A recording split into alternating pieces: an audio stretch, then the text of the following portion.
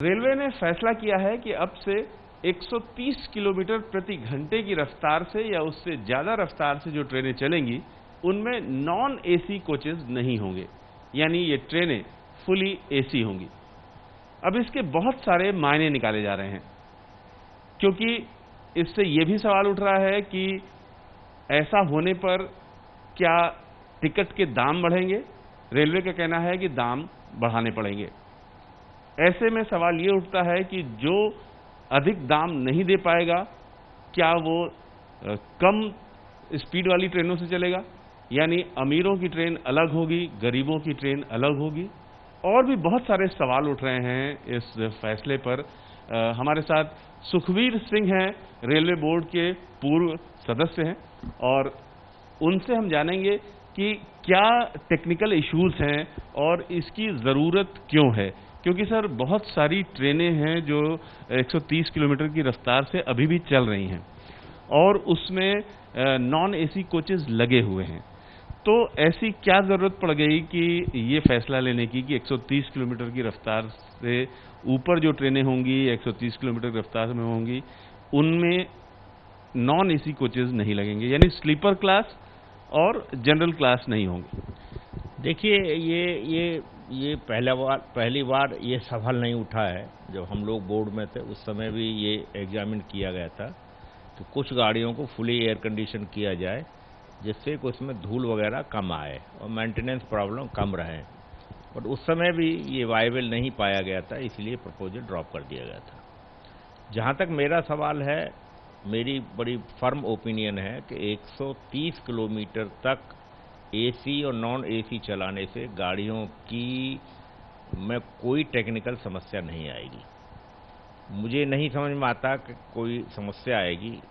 मैं तो इसको दूसरी तरह से कहूँगा कि जब आप पूरी ट्रेन को एयर कंडीशन कर देंगे तो उसकी जो क्लीनिनेस है, खासकर फिल्टर वगैरह की जो क्लीननेस है, उसकी मेंटेनेंस बहुत ज़्यादा बढ़ जाएगी और उसमें ज़्यादा एफर्ट लगेगा। यानी कि कोचेज को थोड़ी धूल वगैरह चले जाते थे उससे सफ़ा करने में। तो मुझे नहीं लगता कि ये 130 किलोमीटर तक air condition, non air condition और स्लीपर कोच को चलाना किस बेसिस पे है, मैं इसके बारे में नहीं कह सकता। बट जहाँ तक टेक्निकली सवाल है और एडमिनिस्ट्रेटिवली सवाल है, कोई कारण नहीं है कि 130 किलोमीटर पर नॉन एसी स्लीपर कोच नहीं चल सकते। सर कुछ उदाहरण दे सकते हैं? 130 किलोमीटर से ऊपर कुछ ट्रेनें चल रही हों और उसमें नॉन एसी लगा हुआ हो? मैं आपको बताता हूँ। जैसे आपकी पूर्वा ट्रेन, वेस्टर्न एक्सप्रेस, काफ़ी कुछ ट्रेनें थी जो आपके 130 किलोमीटर पर चलती थी और उसमें काफ़ी तक नॉन एसी कोचेज लगी। ज़्यादातर कोचेज नॉन एसी कोचेज थे। पहले पूर्वा जो थी उसमें एसी कोचेज तो बहुत कम थे, ज़्यादातर तो नॉन एसी कोचेज ही थे। 130 के अराउंड चलती थी। तो ये भी सवाल है कि अगर टेक्निकल इशू नहीं है नॉन एसी कोचेस को लेकर के, क्या चलने में, जैसे आप क्लीननेस के बारे में बता रहे हैं, चलने में कोई प्रॉब्लम आती है, स्पीड में कोई दिक्कत आती है नॉन एसी कोचेस से? नो, ऐसा कुछ नहीं। Speed is not related to AC और नॉन एसी। इनफैक्ट कोचेज जो एसी होते हैं ज़्यादा हैवी होते हैं और जो स्लीपर नॉन एसी कोचेज होते हैं लाइट होते हैं। उसका एक्सेल लोड कम होता है, तो उसका पोटेंशियल हाई स्पीड में चलने का ज़्यादा होता है compare to AC train. But basic सवाल जो उठता है कि हाई स्पीड चलाने का, दो इम्पॉर्टेंट इश्यूज हैं जिन पर हम लोग जिस पर काफ़ी डिबेट हुई है। अभी नहीं हो रही, डिबेट काफ़ी हुई है और ये मैंने फॉर्चुनेटली ये इशू काफ़ी एग्जामिन किया है डिटेल में। जहाँ तक हाई स्पीड का सवाल है, करने का सवाल है, सबसे पहले हमको अपना ट्रैक और OHE को इम्प्रूव करना पड़ेगा। उसके लिए कुछ वेस्टर्न और ईस्टर्न कॉरिडोर पर कुछ एस्टिमेट वगैरह सेंशन हुआ है, but it will take long time to upgrade the track. दूसरा सॉल्यूशन ये है जो बहुत चीप सॉल्यूशन है, जिसको मेरे हिसाब से भारतीय रेल को अडॉप्ट करना चाहिए। वो तुरंत चाहते हैं कि हाई स्पीड आए, तो उनको लो एक्सेल लोड का लोको जो है उनको लगाना चाहिए पुश पुल ऑपरेशन में। अभी एक्सेल लोड है करीब 20 20.5 टन, करीब 18.5-19 टन का लोको लगाएंगे, तो इन्हीं ट्रैक्स पर गाड़ी हाई स्पीड पर आसानी से चलेगी और काफ़ी इन्वेस्टमेंट बच जाएगा और भारतीय रेल बहुत जल्दी हाई स्पीड ट्रेन को इंट्रोड्यूस कर सकती है। जो स्पीड की बात है, तो भारतीय रेल इस समय पूरी तरीके से फोकस्ड है स्पीड बढ़ाने को लेकर के। ट्रैक पे भी काम हुआ है, लॉकडाउन के दौरान भी काम हुआ है और सिग्नलिंग पे भी काम हो रहा है।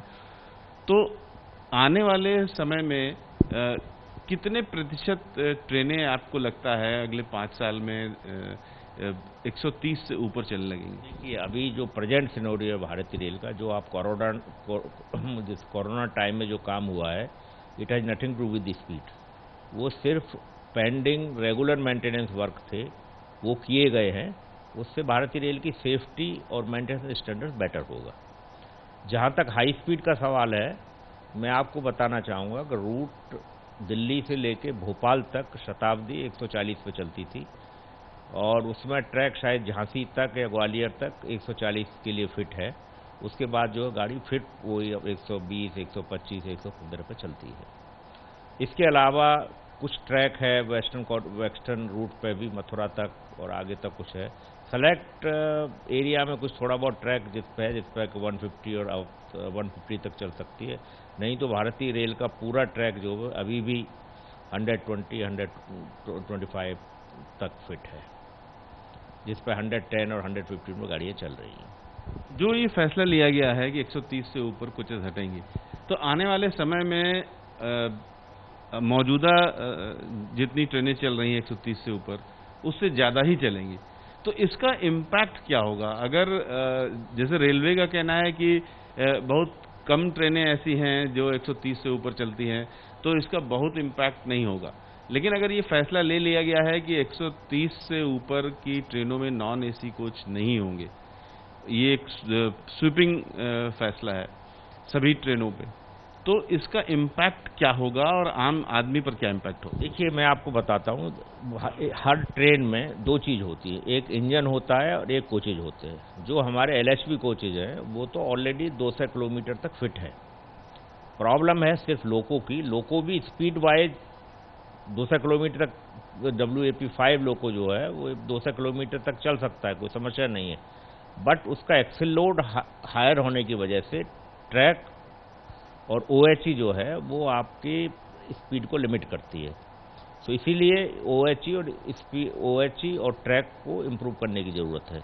वो बहुत कॉस्ट इंटेंसिव है और लॉन्ग करने वाला है। तो इसका ऑल्टरनेट सॉल्यूशन है कि आप लोको की जो एक्सेल लोड है उसको कम किया जाए, मतलब 18.5, 19 के लोको से पुशफुल ऑपरेशन ट्रेन चलाएं, तो आपकी स्पीड भी बढ़ सकती है, ट्रैक की वियर टियर भी कम हो जाएगी और कम पैसे में बहुत जल्दी भारतीय रेल हाई स्पीड चला देगी। मान लिया आपकी बात मान ली गई और कम समय में स्पीड बढ़ भी गई, जो कि लगातार रेलवे कोशिश कर रहा है, और अगर ऐसा हो गया तो फिर अधिकतर ट्रेनें 130 से ऊपर चलेंगी।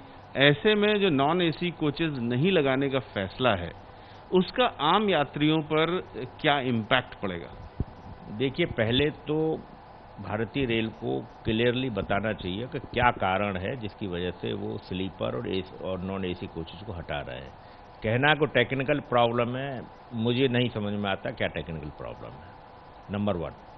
नंबर 2 सबसे इम्पॉर्टेंट है कि जब आपके एसी कोचेज होंगे तो डेफिनेटली उसकी cost per kilometre operation cost high होगी और मेंटेनेंस कॉस्ट हाई होगी और जो कैपिटल कॉस्ट है पर कोच की हायर होगी।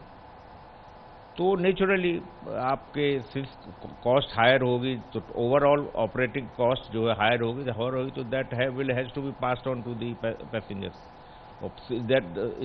इसका मतलब ये है कि किराए में वृद्धि होगी।